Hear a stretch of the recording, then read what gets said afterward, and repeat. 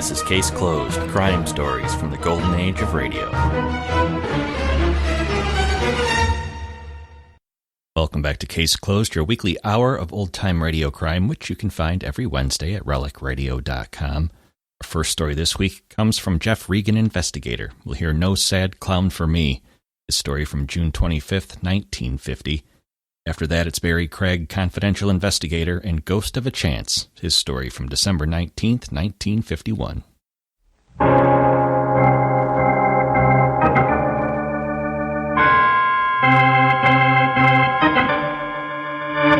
My name's Regan. I work for Anthony J. Lyon, Detective Bureau.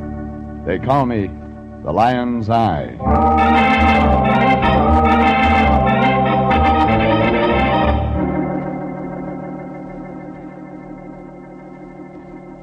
Sunday at 8:30, and CBS brings you Jeff Regan, Investigator, starring Frank Graham as Regan, with Frank Nelson as Anthony J. Lyon.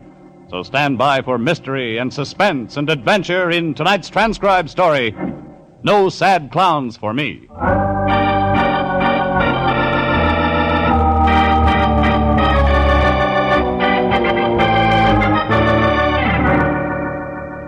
There was a tall clown and a short clown juggling this one, plus a sleek but overaged destroyer named Ruth that wore tights and trained tigers. All parts of a big circus playing a small town of 649 people. And somewhere along the midway, a joker wanted to cut me down to size. 6-foot box size. I wasn't thinking about the circus when I went to the Detective Bureau Wednesday morning, but my boss was. The Lion was up to his knuckles in... Green, my boy. I've just about decided to have our whole office done over in green. Why the sea of $1 bills? A client, my boy, with payment in advance. Those bills look like they've been papered in a rat's nest. They're all in pieces, my boy, but they're good. You'd know. Yeah, of course. Notice when I hold this one against this 300-watt light, the paper's made with silk threads. Fitting the torn bills together, they come to $67, Jeffrey. And the client is... See this canvas bag? Bottle top? It's full of nickels, dimes, and quarters, Jeffrey. With the $1 bills, it makes a very nice retainer of $75. For which we do what? Nothing. Oh, wait a minute, Fatso. You mean a client walked in here, laid down $75 to hire us to do nothing? Exactly. Duck, there's a curve on this pitch. No, my boy. The whole thing's perfectly legitimate. Our client walked in about an hour ago. Description? Well, he was a tall man, eccentric. Go on. 45 or 50 years old, long, pale, stringy, yellowish hair, like an actor, and oddly dressed. This keeps getting better. Well, he had on a single-breasted pinstripe suit and tennis sneakers, a rope for a belt. Does he fly? What? No. Anyway, Jeffrey, he put the money down. He saw I was worried about the small denominations, and then he said, "It's not brass." Just like that. It's not brass. Circus expression, my boy. Then he leaned right over this desk and said slowly, showing his big teeth, Jeffrey, "When a little old man named Crackley comes in, don't take his case." And you went for that? Of course. We do nothing, no trouble at all. Lion, it could be we're in trouble. Give me our client's name and address and the retainer. I'll take it back. Well, unfortunately... Don't tell me. You didn't get the name and address. Well, you see, my boy, he was in a great hurry. You gave him a receipt for the 75? Oh, of course. Everything very businesslike. That ties us into the case, but good. Now, no matter what happens, we're mixed up in it. You're borrowing trouble. We bought it. Oh, relax, my boy. We got to get that receipt. Forget it. Just be grateful. Okay, Lion. But if Crackley shows up, be careful. I turned and started for the door. Our new client was a crank. We'd have to be more than careful. But I couldn't dump the trouble into the Lion's lap. I slammed the door on my way out. The noise made a little old guy jump. He was standing in the hall, just outside our door. It wasn't hard to figure who he was. Crackley? You know my name? Well, I do now. You're on your way into the Lion Detective Bureau. Yes. I'm Regan. The Lion's Eye? That's what they call me. You're the man I came here to see. You were highly recommended. I'd like to talk to you, Crackley. I know a place they'll let us sit down for 50 cents. Yeah, I could use a drink. I thought maybe. We went to Dugan's bar. Crackley was a little guy, but smart, almost sharp. He had an outdoor face, tanned with deep wrinkles like closed eyes in his forehead. Like he had a lot on his mind, and he wanted to talk. I'm the owner of a circus, Mr. Regan. Oh, congratulations. Well, you don't understand. I don't know if you can imagine the responsibilities of a circus owner. To his employees, I mean. They're all specialists. And if we were to close up and go out of business, why, there'd be no place for them to go. Except another circus. Oh, circus business has fallen off since the war years, Mr. Regan. I hadn't heard. Business is terrible. Yeah, sure. Another drink, gentlemen? No, thanks. No, I don't. Now, why did you come to the Lion Detective Bureau? I want you to find a man named Bliss. Why? Well, Bliss has been investing in my circus. Putting money into a losing proposition? Oh, it's not unusual. People that love the circus, especially wealthy people, enjoy putting their money into things that give them pleasure. Bliss is missing? Oh, for the last 3 weeks. And the money has stopped coming into the circus? Well, yes, Mr. Regan. When did you last see Bliss? The fact is, I've never seen Bliss. But he puts money into your circus? Through his lawyer. Right now we're playing Bliss's hometown. I'd hope to meet him in person. Yeah. What would you say, Mr. Crackley, if I told you a strange man came into our bureau this morning and paid us not to take your case? Why, someone's following me? Well, I don't know, but yeah. Yeah, Mr. Crackley, someone's following you. Mr. Regan, what are you looking at? You mean, what is it looking at us? But where? Stay put, I'll be right back. I ran to the window. The face that had been peering in at us whipped out of sight. A couple of winos in Dugan's door cost me 2 or 3 seconds getting out, and that was enough. When I got to the street, it was empty. The man with the long, stringy, yellowish hair who'd been watching us was gone. I went back into the bar. That's when I got a second surprise. Crackley was gone, too. A quick call to Billboard gave me what I needed. The Crackley Great Combined Circus was playing a town of 650 people. A place called Crossroads in the foothills, about a 2-hour drive from L.A.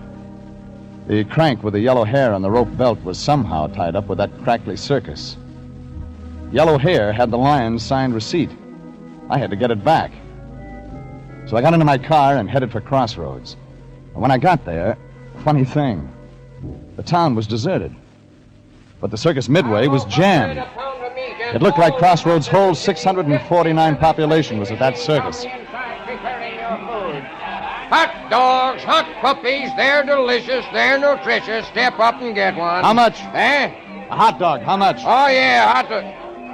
Hey, you mean you're going to buy one? Why not? Nobody buys nothing in this cheap burg. Business looks pretty good to me. Everybody in town here at the circus. Don't cost them nothing. Oh, no? Old Crackley's putting on a show for nothing. Making it look good for Bliss, his silent partner. The show's papered then. Annie Oakley's for free, huh? Say, you Bliss? And if I am? I ain't said nothing. Yeah. How much for the hot dog? 2 bits. I paid for the hot dog, walked along the midway asking questions wherever I could get an answer. It was like the dog peddler had said. Crackley had papered the house, bought tickets for everyone in town to guarantee business. We weren't supposed to take the case, but the situation was interesting, and I got to wondering about Bliss, how he fitted in. But then I remembered I was here to get our receipt back, so I bypassed the midway, walked around to the performers' tents. No gaudy signs here, no freak shows, palmists or ballet. And I found a woman, or rather, she found me. Regan? Nice to be known. This is my tent, Mr. Regan. Please come in. She was tall, slim. You could spend time watching her. Young, but not too young. Her hair was long and black, almost to the roots. Her face was firm, beautiful, but her eyes had already been there and back. Then we were in her tent, nobody around except the tigers just outside. And she got nearer, and I could see more. Regan, Nice tent. I got a message. Uh-huh. Go home. That's your message? Go back to L.A., Crackley says. You a friend of Crackley's? He saw you on the midway. He said, that's Regan. That's the Lion's Eye from L.A. that ought to go home. You sure it wasn't Bliss? You know Bliss? Oh, yeah, a very close personal friend of mine.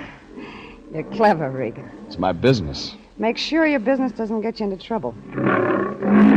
Hey, that tiger's close. Yeah, I work the big cats. They hate me and I hate them.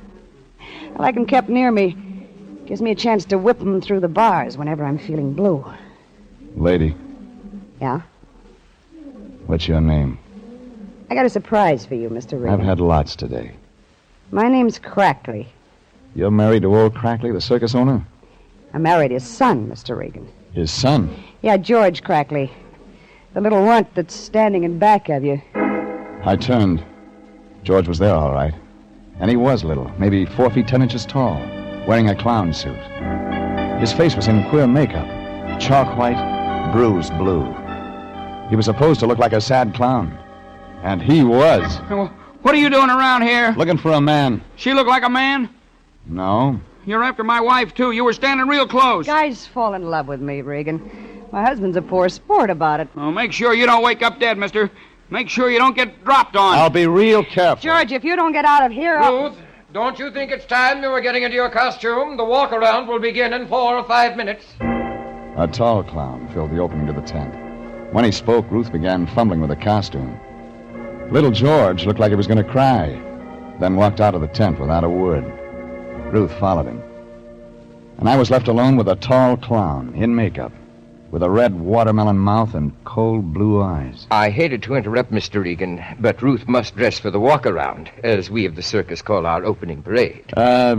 You seem to have an effect on George, too. Oh, George and I are partners. He's the sad, bruised clown, and I am the cruel clown. I frighten him, maul him, beat and bruise him with various objects. It amuses people. Naturally. We're all sadists at heart. Maybe you can help me. I'll try. I'm looking for a tall, eccentric man. Wears tennis shoes, rope for a belt.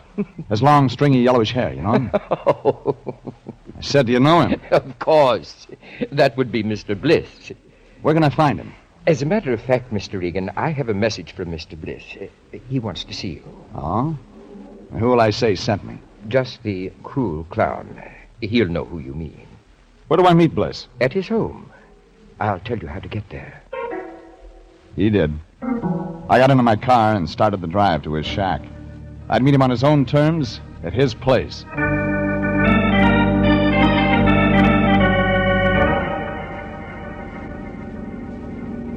It was a 15-minute drive, most of the way up a side road. I was almost there when a car pulled into the side road behind me, coming up fast, its headlights growing in my rearview mirror. I pulled over to let the speedball pass. He began to cut in on me. The trailer he had hitched on sideswiped me. I felt myself go against the steering post.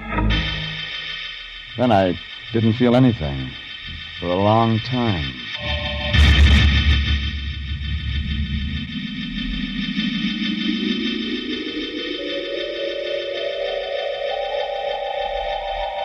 I'd been thrown clear of my car. When I came to, there was a huge man standing over me, black in the moonlight.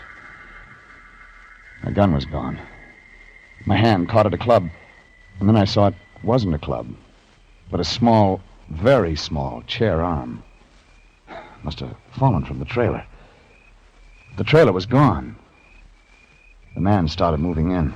Well, sweetheart. Stand back. Coming to, sweetheart? Get back. I got your gun, baby.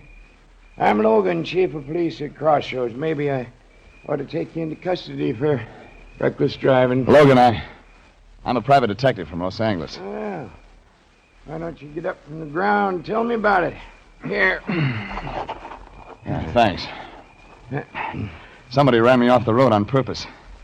And I think I know who. That's so, sweetheart? That's not all. There's something phony about that circus play in your town. Ain't no circus around here. You're real funny.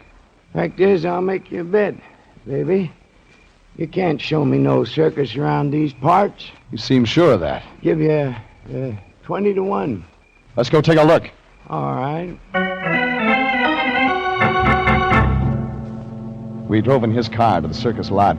When we got there, we saw the lot was full of color. All of it moonlight. Vacant. Not a candy wrapper. The Crackley Great Combined Circus was gone. As though it had never existed.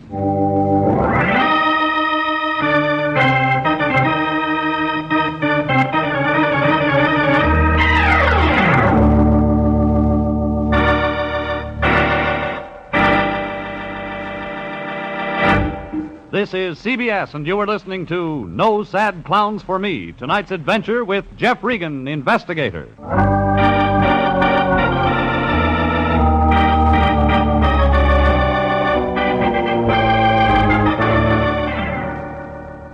It started bad, and it got worse. The lion had us balled up in it like a cat in a fish line before I even heard of the case.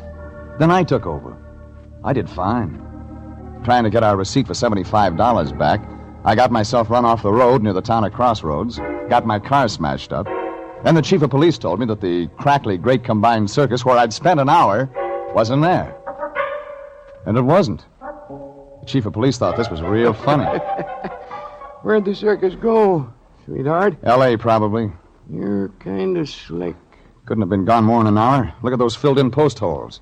You're a real bright fella. And I know why it left in such a hurry. Oh, you city fellas are real sharp-like. The circus left because of a guy named Bliss. What do you know about Bliss? Bliss was putting money into a circus, not taking any out. Keep talking. Bliss gets tired of this, slaps an attachment on the circus. Crackley pulled the show out before it could be served. Yeah, you're real smart.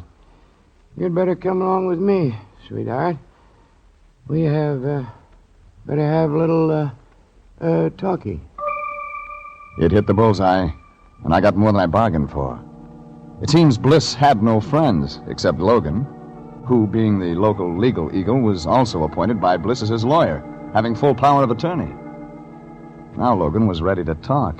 Bliss, now, he ain't no dummy. He was in the circus himself years ago, before he got wise and made a lot of dough in plumbing fixtures. Ain't no money in show business, sweetheart. They tell me. Now, Bliss, he ain't old, but he's kind of funny. All of a sudden, he wants to... invest in a circus. His old love. But he also wants to make some money out of it. Oh, Bliss, he likes money. He married this circus gal years ago. Left her because she was draining away his salary. How much money did Bliss put into the Crackley Circus? Well, baby, Bliss bought in deep enough to own, 49% of the show. Bliss isn't getting any money out of his investment, so he slaps an attachment on the show. Crackley gets wind of it, pulls the show out. You were right up to there, sweetheart. Talk, Logan. I got a note from Bliss just this afternoon. Told me to lift the attachment order. It was a real happy note. Where's Bliss now? Honest, baby, I don't know. He's queer. He's just gone. Bliss skipped out on his wife. That can't be his real name. No, I can't tell you much. Promised Bliss I wouldn't, but his name used to be Elmer C. Bickle. You got a phone, Logan? Here you are, baby. But get the charges. I was getting an idea. Another reason for the show's moving. One thing was sure. Bliss was in it up to his ears. It was 2 a.m. now, and I got the lion at home.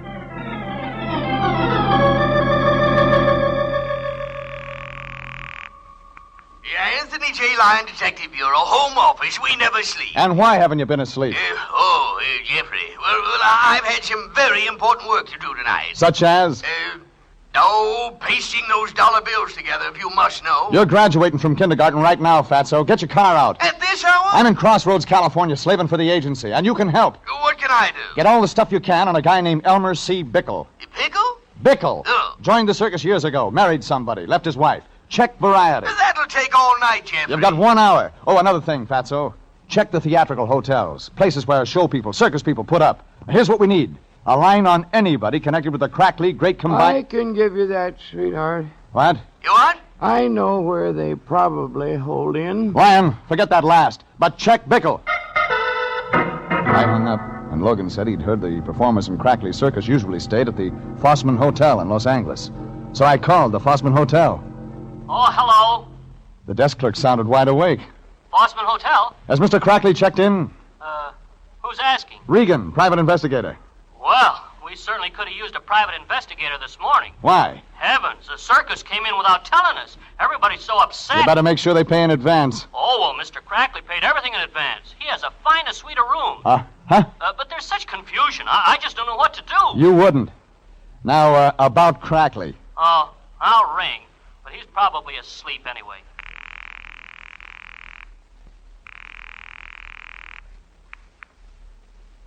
Hello? Crackley, this is Jeff Regan. Oh, Regan. Why did you run away? I don't know. Well, I mean, we had to leave because we were so low on funds that the sheriff's office was going to attach the show. We heard of the order and left town to leave their jurisdiction. Yeah, sure. Well, your worries are over, Crackley. I've found Bliss for you. Bickle, too. Oh, no, it's impossible. Well, I mean... Yeah, I know what you mean.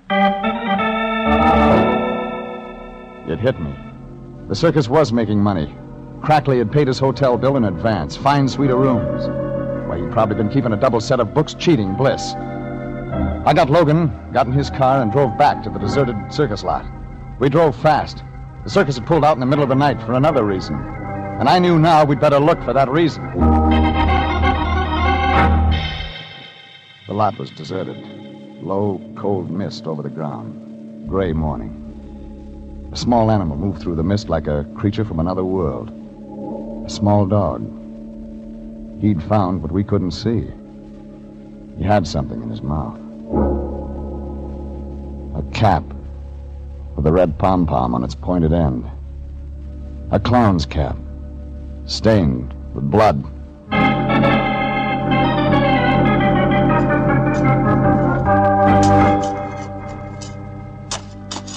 Logan had men digging within minutes. One of the filled post holes seemed larger than the rest. This was it. We found him, Mr. Regan. Yeah. Let me see his face. Yeah. Kind of muddy. Still in makeup. Tall, cruel clown. You know him? Yeah. You too. Pull the skull cap off. Poor Mr. Bickle, alias Bliss. Long, stringy, yellowish hair like an actor. Only he isn't playing at being dead. Come on, Logan. Keys to your car. I've got an appointment at the Fossman Hotel.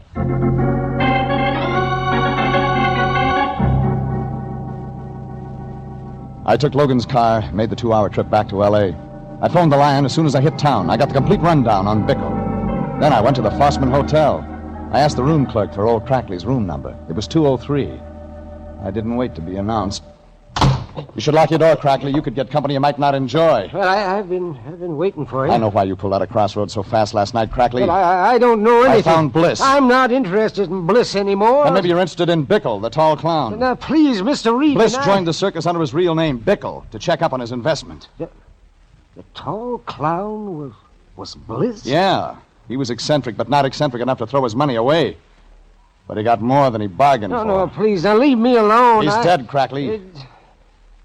Dead. Yes, dead. You pulled out of Crossroads last night because a man was killed and buried there on the lot. But I didn't kill him. But you know who did? No. I had the Lion check on Bickle. It seems he married a Ruth Sandusky in Chicago, April 18th, 1930. Now, Ruth Sandusky was only a kid then, featured in an animal act. My son George married her in good faith, Mr. Regan. I was against the marriage. Where's George now? But I can't tell you. I left him in Crackley's suite of rooms, checked the front desk for George's room. Was told he lived in his own small trailer. But when he was in town, he always parked it down by the circus warehouse. That's where I headed.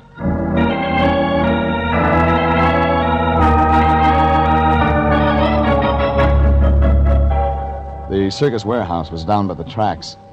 It was a raw wood building that had fallen in on its bones. Most of the circus trucks had unloaded. Things were pretty quiet. I got out of the car, walked around.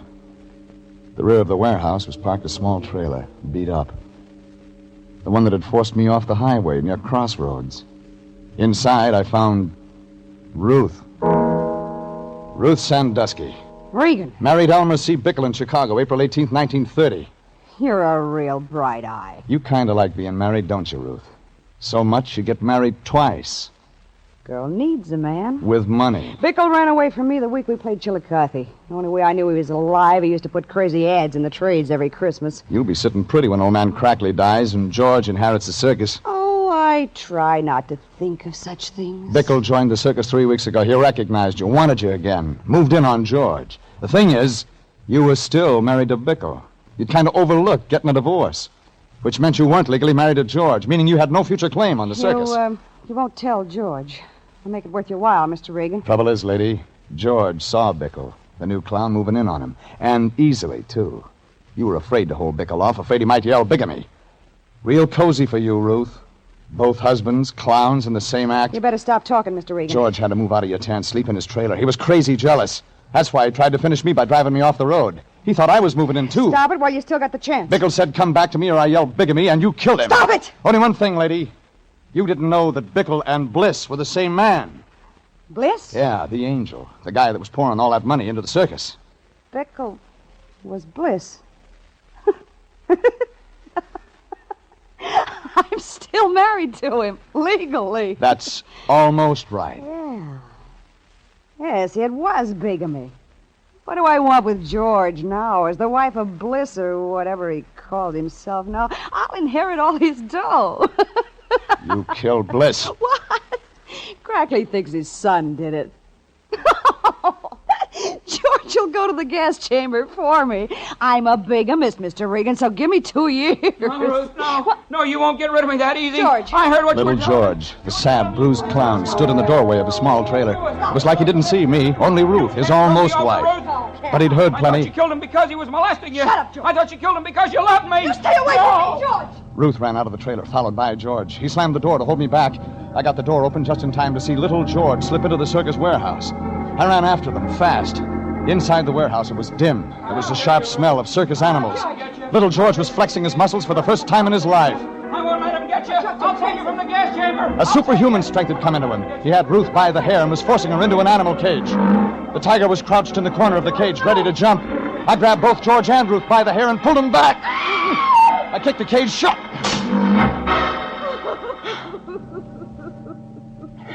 Why didn't you let me finish? Sorry, George. The state will want witnesses when Ruth finishes her act. In the gas chamber.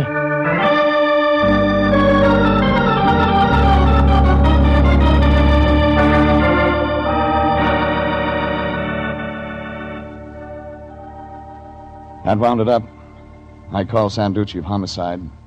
When they came to take Ruth away, I saw little George, the fall guy, standing near his trailer, all alone. 2 hours later, I checked in with the Lion at the office. We're in the money. We're in the money. Still at the paste pot, Lion? Oh, yes, my boy. I've just finished pasting the last bill together. The silk threads match perfectly. Nice, neat job. Oh, Jeffrey, you just don't know how hard I work for our future. Uh-huh. Bank should take these all right. Now, I slaved all night, my boy. The only thing, money doesn't belong to us. Yeah, I think I'll just press the bill so the bank will be sure to... What? Money isn't ours. But, what do you mean? I got a call from Logan. Says he found your receipt in the Bliss shack.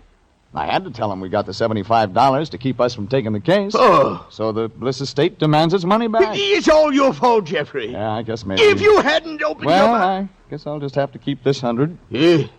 Well, what's that you have? $100 bill. Got 2 more, just like it. Jeffrey. But who... Oh, Crackley gave it to me. Well... He thought his son George had killed Bickle. When we proved it was Ruth, he gave it. Oh, how could I have ever doubted you, Jeffrey? Another thing, Lion. Yes? Meant to tell you, those bills you pasted together? Oh, I worked so hard over them. Well, the bank would have fitted the bills together for you. Yes. Oh, no!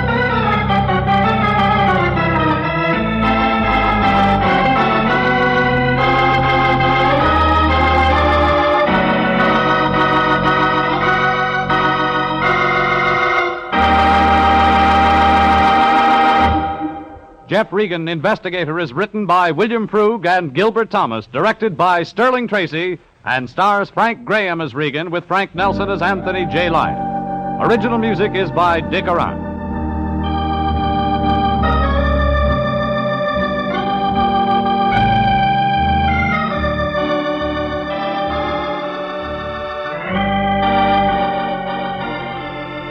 Jeff Regan, Investigator, is transcribed each week at the same time over CBS. Bob Stevenson speaking, and inviting you to be with us again next Sunday at 8:30 for more suspense and mystery and adventure with Jeff Regan, Investigator. This is CBS, the Columbia Broadcasting System.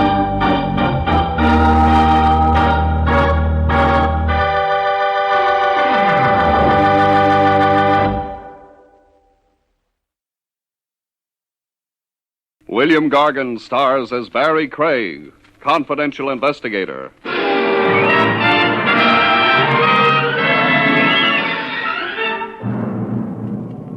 There's a place somewhere, folks, away from the hurly-burly, where everything is slow and easy, and you can sleep around the clock without being heckled.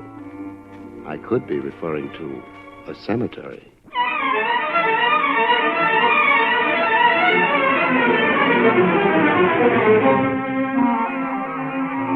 The National Broadcasting Company presents William Gargan in another transcribed drama of mystery and adventure with America's #1 detective, Barrie Craig, confidential investigator.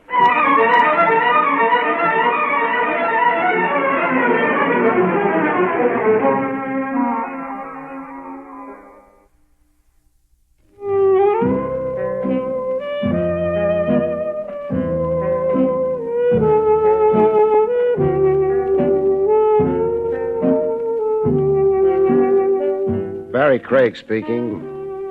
On call like I am as a confidential investigator, the open door, come one, come all, you don't always get cases that run according to Hoyle. Every once in a while, you catch yourself a Lulu, a case that puts a strain on your imagination. A case, say, in the category of spookaroo. You find yourself hobnobbing with ghosts and talking turkey to the dead. One like that began for me in the New York office of the Trans-Southern Insurance Company of Omaha. I'd been urgently requested to come calling, please, by a claims agent named Brennahan, Roy C. Brennahan. I'll explain the assignment we have for you, Craig. Before you do, answer me this. What's with your regular investigators? Why pull an outsider in? Well, we want this investigated unofficially. We don't want to stir up anything that will expose us to a libel suit. I catch. In case you're pulling a boner that's a butte, harassing innocent people. Yes. What's the story? Our file number 15466. Double indemnity case, now officially closed. We paid out $50,000 to the widow of a subway accident victim named Remo Torch. This was 90 days ago. So? I'll now play you a recording I secretly made of an anonymous telephone call I was party to yesterday. Now listen carefully, Craig. Hello. Hello, Mr. Roy Brennahan, please. This is Roy Brennahan speaking. I've got some information for you. Yes? Your company paid a $50,000 claim to a Mrs. Remo Torch 3 months ago. You remember it? Of course, sir. Remo Torch fell to his death off a subway platform. What about it? The claim was a fraud. It wasn't Remo Torch who fell under a train. But his widow identified the body. The identification was false. Who are you? A friend. Goodbye. Mister, wait, don't hang up. Identify yourself, and there's a bonus. But my anonymous caller hung up, Craig, without identifying himself. I thought about it overnight, and today I called you in. Oh, it could be a crank call or an envious relative with a weird sense of humor. You must get 1,000 crackpot telephone calls. Yes, we do. We can't ignore them. Even if there's the smallest possibility of recovering a paid-out claim. Yeah, I've heard about the insurance claims agents, the fanatical watchdogs you fellows get to be. You're hoping and praying I turn up a scheming widow and proof that a third party was pushed off that subway platform and the corpse palmed off on you as Remo Torch. Handle this delicately, as if we have nothing to do with it. Like it's a case of your own. I can't be too delicate about exhuming a body. I need to get a court order for that. So do you want to get yourself another boy? No, I'll stick with you, Craig. Or be stuck with me. 10%, Brennahan. Any monies I recover for good old Trans-Southern, earmark 10% for Barrie Craig.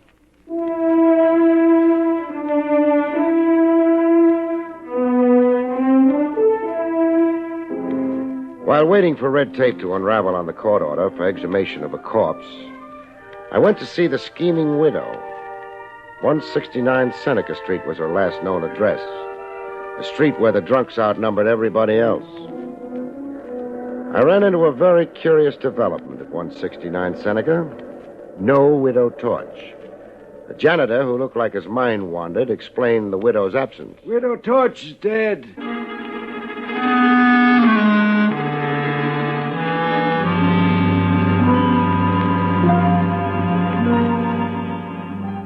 A dead policyholder and a dead, though rich, beneficiary.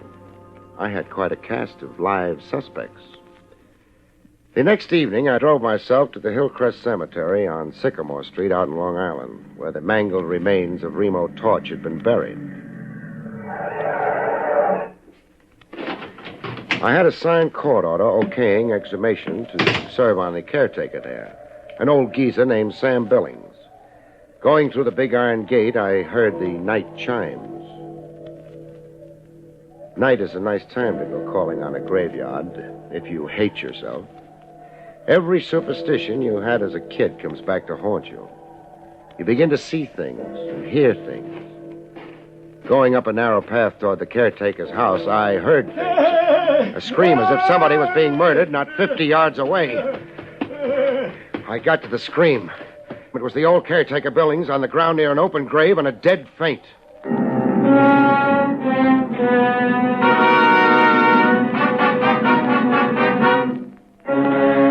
The caretaker came to, pop-eyed as if he'd seen the devil and clawing at me as if I was the devil. Quit it, Billings. No, go away. Keep choking me and I'll have to flatten you. I'm Barrie Craig, a confidential investigator, now concentrating on insurance. Now, if you can collect your wits, old man. You're an investigator? Who'd you think I was? Him. Him? Who? The reason dead. Makes sense, old man. I was making my rounds like every night when I heard a noise. A noise I'll never forget if I live to be 100. The odds are away against you, the hypertension you've got. I turned to look, bringing my light close, and it was the lid of a coffin coming off, as if by itself. Neatest trick of the century. And then what happened? I lived to be 100. We've already been through that. Then the dead man got up and stood there, alive as you're standing here, all green under the moon. How does the rest of the hallucination go? I watched him go off, not making a sound, and walking in a funny little hop. And then... You screamed and fainted dead away. The next thing you knew, you had your fingernails in my neck. Now get your bearings and throw a light on that coffin. I want to have a look. See, the casket is empty. Empty it is. So a stiff came to, forced the lid open, turned green under the moon, and then went on the town. It's something to believe, but I saw it with my own eyes. With that 20/20 vision you don't have, did you also see who dug him up? Dug him up? That's what I asked, if you'll really open your eyes. 6 feet of dirt piled in 2 neat hills on both sides of the grave. See it? Yes. To get out from under, your stiff needed a muscular accomplice on the outside. Who was supposed to be buried in that grave? I can't make out the name on the tombstone. Torch. Remo Torch.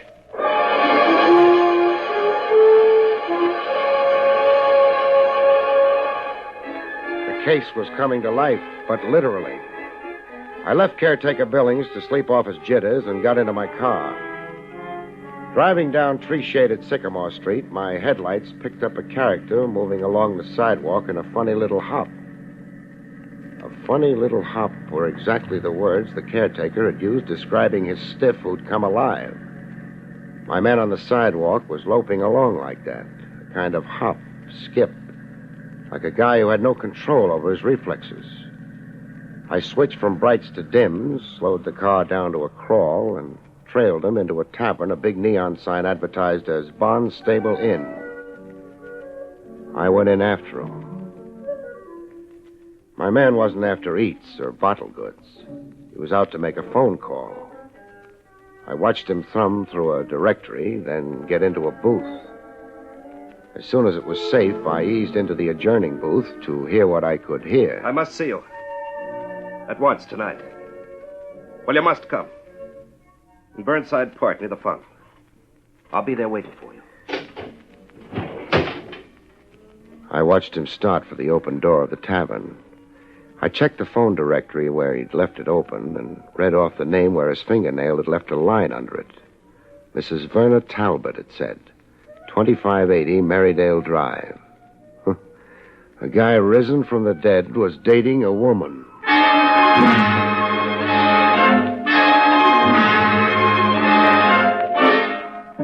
I was right there in Burnside Park in a grandstand seat behind a row of bushes when they met. My man was hanging off to his side as if he wasn't really meeting the woman, but ambushing her. I could hear her high heels clicking toward him.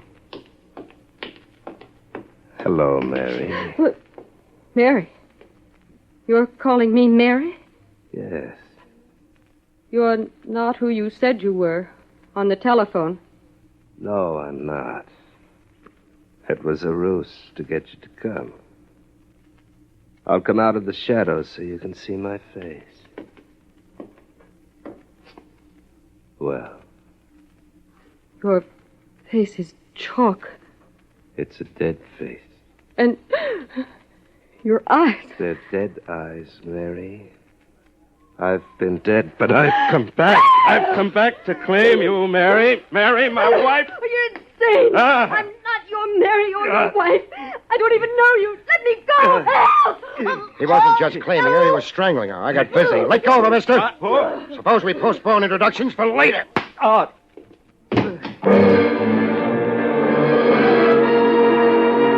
He might have been risen from the dead, but he reacted to the old one, too, like anybody else. He was out cold, stiff, like rigor mortis had come back. While he slept it off, I revived the dame and questioned her. I'm Barrie Craig, an investigator, madam. I'd like a few honest facts and no ad-libbing. Remember, I probably just saved your life. I'm grateful. The man is insane. You acted as if you didn't know him. I never saw him before in my life. He's allegedly a Remo Torch. He said he'd come back from the dead. So far as we know right now, could be. If you don't know the man at all, why did you agree to meet him here? He telephoned me and said he was Tom Avery. I've known a Tom Avery. Your name is Mrs. Verna Talbot? Why, yes. How did you know? Never mind how. You live with your husband? Yes, I do. But he mustn't know I came here to meet Tom Avery. Jealous? Yes. We get along badly, my husband and I. We're together, but we live separate lives. Oh. May I please go now? Sure. I don't see why not.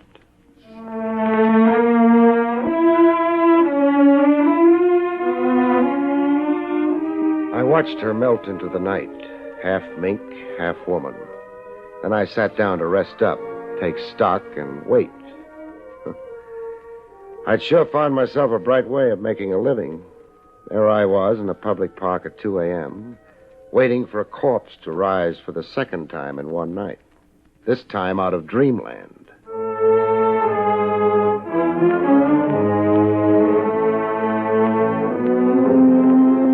Remo Torch, or whoever he really was, slowly came out of the dreamland I'd rocked him into. He got up on his feet, rubbing his jaw where I'd clipped him. With a wild gleam in his eye and his teeth showing, as if he were getting set to jump me, I threw a gun on him fast. Don't try anything, Torch, or I'll prove to you that dead men bleed. Gonna do what I say, nice and cooperatively? I'll do what you say. My car's outside the park. We'll get into it and drive to my apartment. To your apartment? For a heart-to-heart talk. Shake your head and I turn you over to the cops. It's all the choice you've got right now, me or the cops. I'll go with you.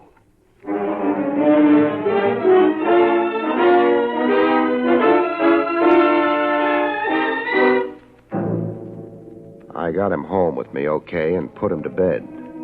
When he fell asleep, I handcuffed him to the bed and tied his feet. Then I showered and waited for daylight and a good morning chat with Lieutenant Trav Rogers at Willie's Coffee Pot. I don't get half of what you told me, Craig. Half's enough to hold you for now. Feed ghost stories to little boys a spoonful at a time, an old teacher of mine used to say. Just you run down a few items I asked, huh, pal? You want me to find out when Mary Torch died? And who signed the death certificate, and where was she buried? Phone me the minute you know. Craig. Yeah?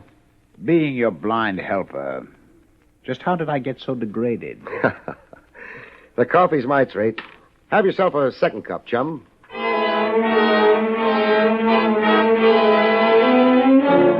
Torch was wide awake when I got back from Trav Rogers. I untied his feet, but kept the handcuffs on. All recovered from your busy night, Torch? What do you want with me? I'll settle for the story of your life. I can only remember the story of my death. I died August 28, 1951. Okay, I'll play straight man. Go ahead and tell me the story of your death. My last day alive was a Friday. After breakfast, I left home and my wife, Mary, to take a subway train downtown. In the subway, the express platform was crowded, as it always was. But waiting for my train, I could feel one man closest to me. Why this one man? He went everywhere I went. What did he look like? Seeing him was like looking into a mirror and seeing myself. He resembled you? This man who was always behind me was a man with my face. Oh, go on. He was behind me, this man with my face. A train was coming in. I heard its warning sound, and then I saw it come at me, hissing like an iron dragon with enormous eyes that held me spellbound. I tried to push back, but hands threw me forward into the jaws of the iron dragon. No!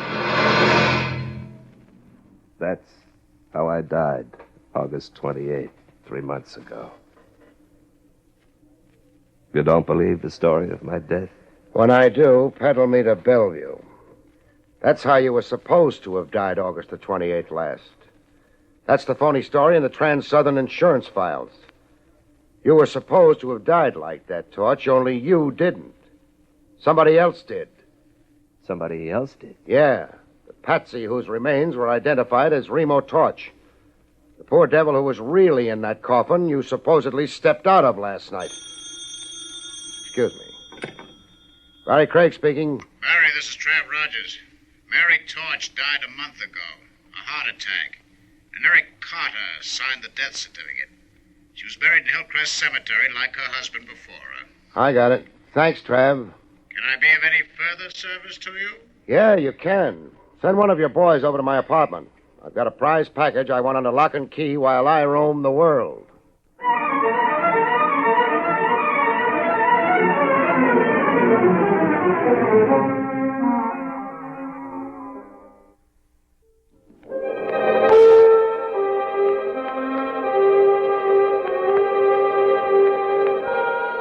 I had the graveyard habit. There I was again at Hillcrest Cemetery, waving another court order at old caretaker Billings. This time with the name Mary Torch spelled out on it. Old Billings read the court order, sneaking a little foolish grin at me as he read. Here's to be an order, Mr. Craig. Can you round up a couple of diggers right away? They can build Trans-Southern for the labor. It's easy to do. For a guy hoodooed by the risen dead last night, you're looking mighty cheerful today. I'll bet a tombstone you solved the mystery of the empty coffin for yourself. You're a discerning man, Mr. Craig. You found a body somewhere. The body the real Remo Torch sneaked out of that coffin before he got into it. In time for you to come along and get an eyeful. I'm right, huh? You're right. And I'm a foolish old man. Where'd you find the body that was buried as Remo Torch? Not 20 feet from where we're standing. Show me. Right here, by those flower beds it was. Buried shallow. Flowers had been tramped on, and I went to investigate. I saw the dirt had been turned over fresh, and then I noticed a foot. A foot sticking... Cut. Leave something to my imagination. Now go round up those diggers.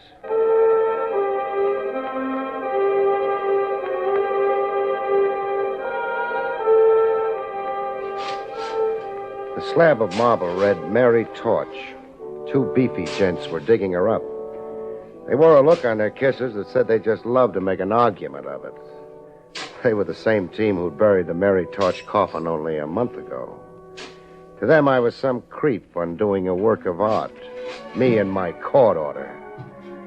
You've got the coffin exposed enough, men. Now use the crowbar on it.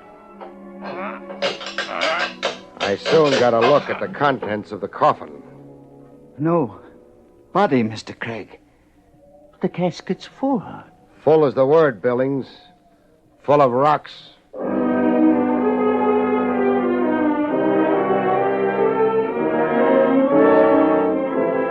The answer to the rocks was obvious.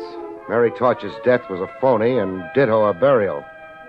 I found out how it was maneuvered by an entry in the cemetery record book. It's the name of the undertaker you want? Or whoever supervised the so-called burial. Huh. Here it is. Mary Torch. And Eric Carter supervised the burial.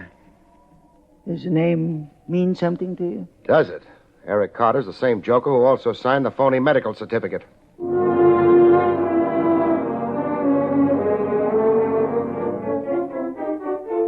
The great insurance swindle and how it was accomplished began to stitch into one piece.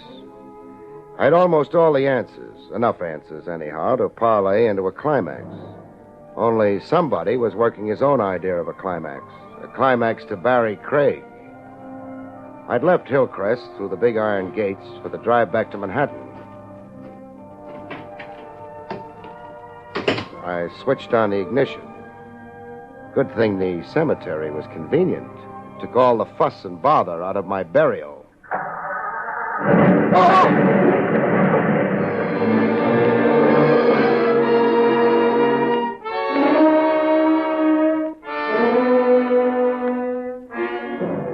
Risen dead. I was getting a whack at the trick myself.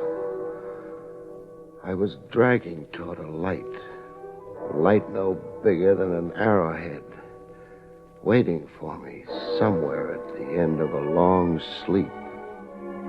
And bells tolling morning, the bells were saying. And wake up, Craig. Wake up. Craig, look at me. And the voice. The face of someone I'd seen around the trail. Rogers. How did you come to die, Trev? I didn't. And neither did you, the miracle is. You're in Shore Park Hospital. In emergency. A time bomb hooked to your starter cable. Step on the car starter and blow yourself up. A gimmick with whiskers. A long gray beard. It's an old murder device, moth-eaten, but they got you, Craig. How bad am I? You're one for Ripley. I'm okay? Is that what you mean? Just lacerations of the head and neck. Shock. You're wearing more bandages than King Tut. You're also minus an automobile. I'll build Trans-Southern. Trev, get me out of here. I want Remo Torch back. As soon as I'm dressed, he and I are going bye-bye.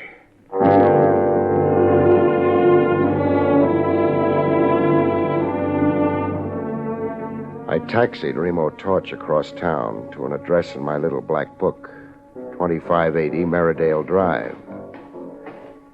I'm reuniting you with the lady you made a scene over last night, Torch.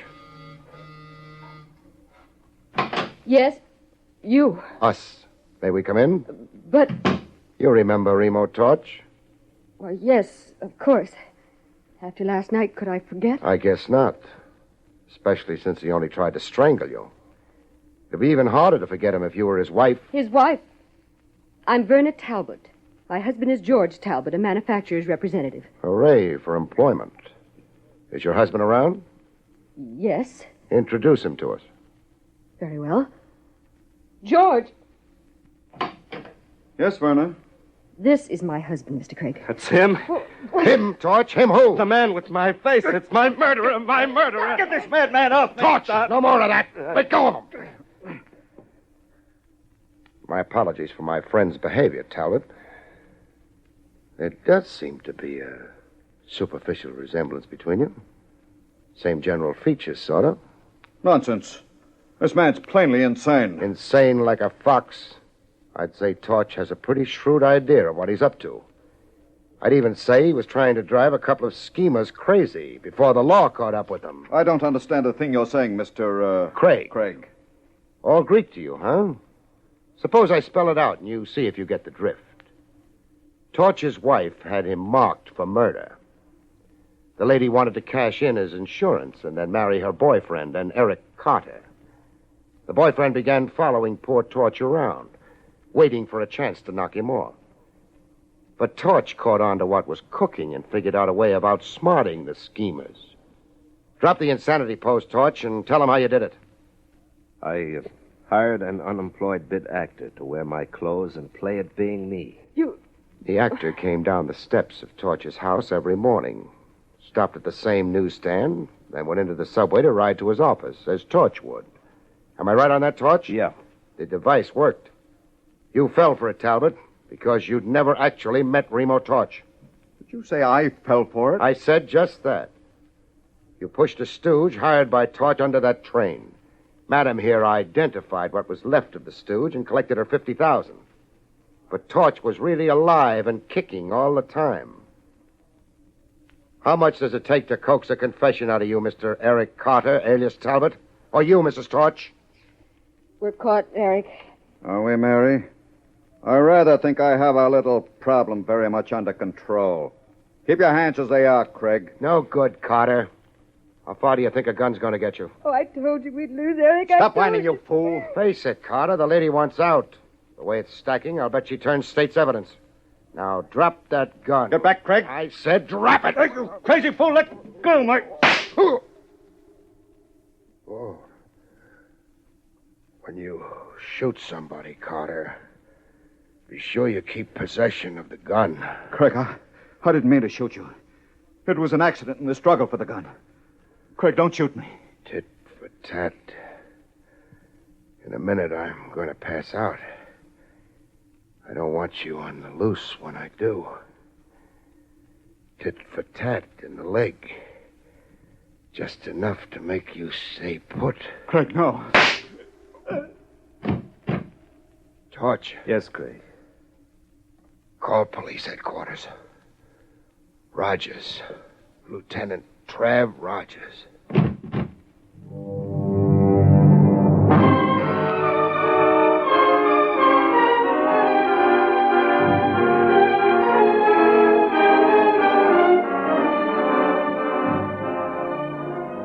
Wake up from a long sleep, and there's the same face in front of you, like a pin-up on a wall. Don't look now, Craig, but you're back in Shore Park Hospital. Emergency. What's my medical complaint this time? Bullet in your left thigh. You'll be out in a week, and limp for a month. Oh, great. Well, now that you're conscious, you want to talk. Eric Carter masterminded the phony death and burial of Mary Torch, and also planted the time bomb. 1 minute, Craig. Yeah? You're forgetting you played the case very close to the vest, that you so far only told me about half of it. Oh. That makes the conclusions I'm giving you a little puzzling. A little incomprehensible. How long did you say I lay over here? A week. Pull up a bed, Trav. Pull up a bed? I got a long story to tell you. As the conscientious officer of the law, I know you want to hear it. Weak as I feel, and long as the story is, I figure it will take about a week to tell. Good night, folks. See you next week.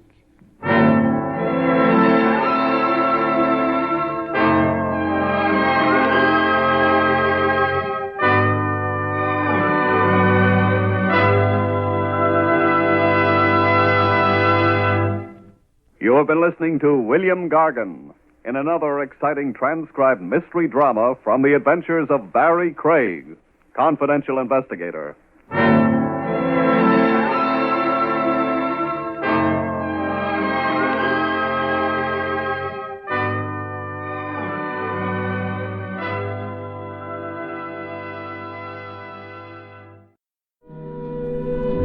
That's Case Closed for this week. Hope you enjoyed today's episodes. You can find more from Jeff Regan, Barrie Craig, past episodes of Case Closed, thousands of other old-time radio shows, and everything in Relic Radio at the website, relicradio.com. You can also donate through the website if you'd like to help support this and all of the shows. Your support makes it all happen. Thank you, as always, to those who have helped out. Thanks for joining me today. Be back next Wednesday with another episode of Case Closed.